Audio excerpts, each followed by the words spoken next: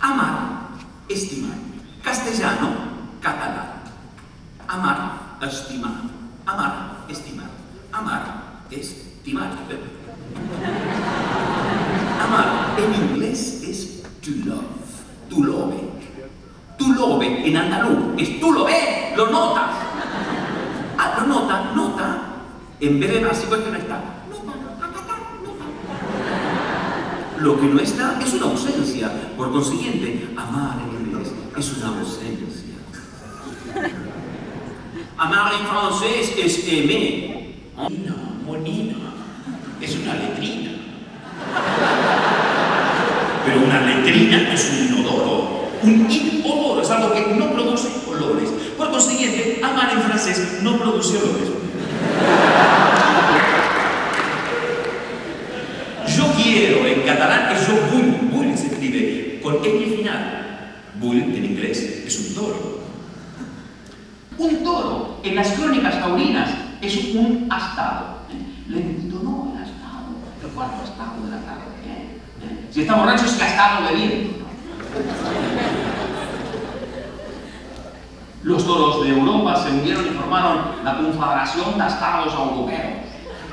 El que estaba más sudado y pringoso era un astado avenido. Los toros son bestias irracionales que embisten con los ojos cerrados sin ver lo que se llevan por delante. Cuando los toros se unen, son los Estados Unidos.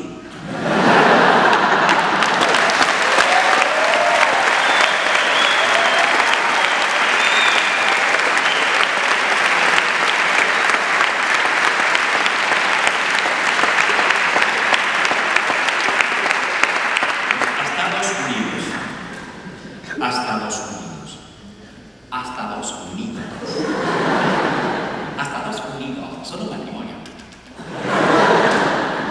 Más de 2 unidos, una orgía.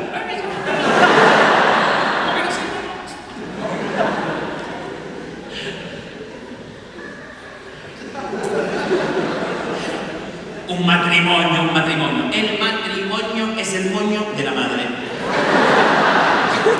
El patrimonio es el moño del padre. El moño del padre vale más. Es más caro el patrimonio que el matrimonio, ¿no? Bueno, es más, pregunto yo. ¿Puede ser que haya gente que llegue sin amor al matrimonio por excesivo amor al patrimonio? Sí, pero siempre hay amor. El amor en andaluz es el amor. Y si el amor es que te no ama.